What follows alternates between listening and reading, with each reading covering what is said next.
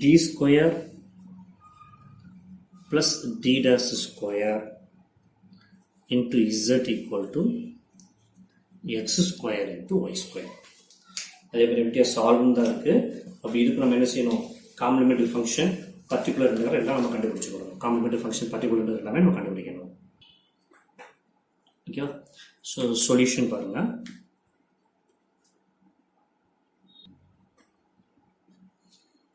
Solution முதல்ல auxiliary equation எழுதுவோமா. The AE is m square plus 1 square 1 square 1 சொல்லிக்கலாம் equal to 0. அப்போ m square equal to இந்த 1 right side போகிறப்ப -1 ஆயிரும். m square equal to -1.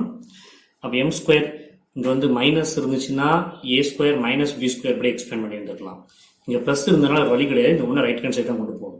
அப்போ m square equal to -1 -1க்கு ஸ்கொயர் ரூட் எடுத்தோம்னு சொன்னால் ப்ளஸ் ஆர் மைனஸ் ஐ கிடைக்கும். அப்போ நமக்கு 2 ரூட் கிடைக்கும்.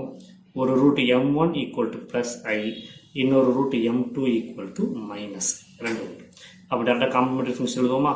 Complementary function equal to f1 of Y plus m1x ix plus f2 of Y plus m2x. m2 வந்து minus ஐங்கிறதுனால Y minus ix. சரிங்களா. So complementary function முடிஞ்சது.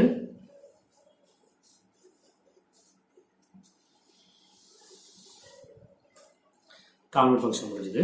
இப்போ இதில் பர்டிகுலர் இன்டெக்ரல் கண்டுபிடிக்கணும்.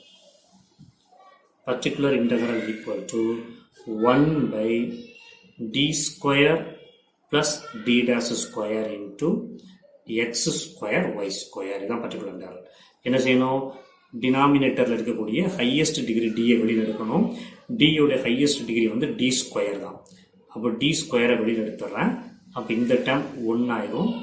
இங்கே டி டேமே கிடையாது. அப்போ மொத்த டி ஸ்கொயரும் டினாமினேட்டர் போயிடும். D dash square by d square into x square Y square. Okay fine. இப்போ என்ன செய்யலாம், இந்த 1 by டி ஸ்கொயர் கீழே வச்சுட்டு இந்த டேம் மேலே கொண்டு போவோமா. அப்போ 1 plus d dash square by d square the whole inverse. இது மேலே போகிறப்ப whole inverse வரும். ஒரு x square y square. Okay fine.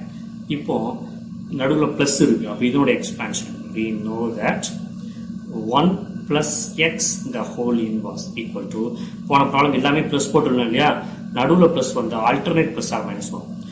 1 minus x plus x square minus x cube plus etc. அதே மாதிரி தான் எப்பவுமே எக்ஸ் ஸ்கொயர் எக்ஸ் கியூப் தான். அதில் எல்லாமே ப்ளஸ்ஸாக இருக்கும். இங்கே ப்ளஸ் ஆர் மைனஸ் மாறி மாறி நமக்கு வரும். சரியா.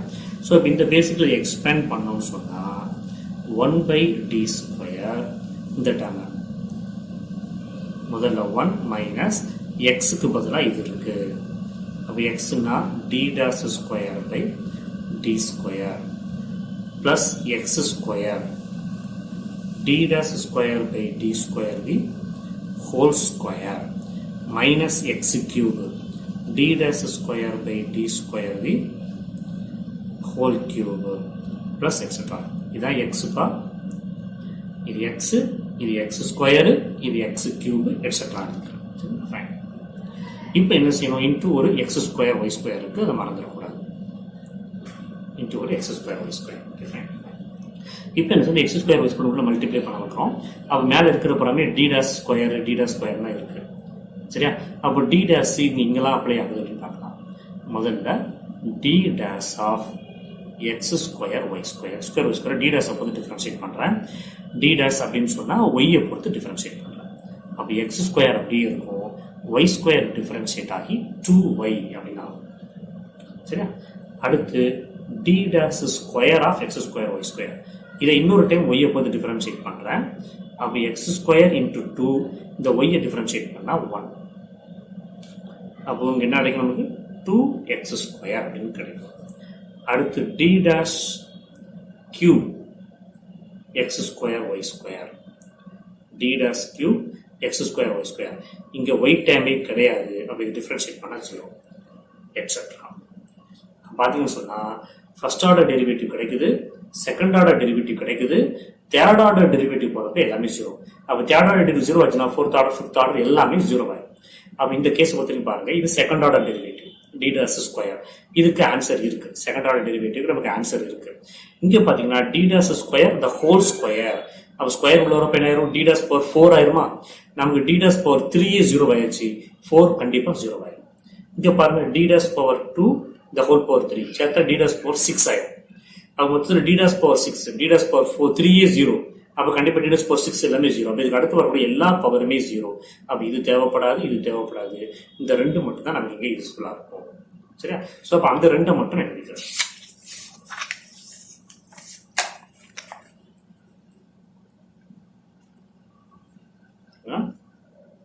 முதல்ல வெளியில வந்து ஒரு 1/d ஸ்கொயர் இருக்கு. உள்ளுக்குள்ள 1 minus d dash square by d square.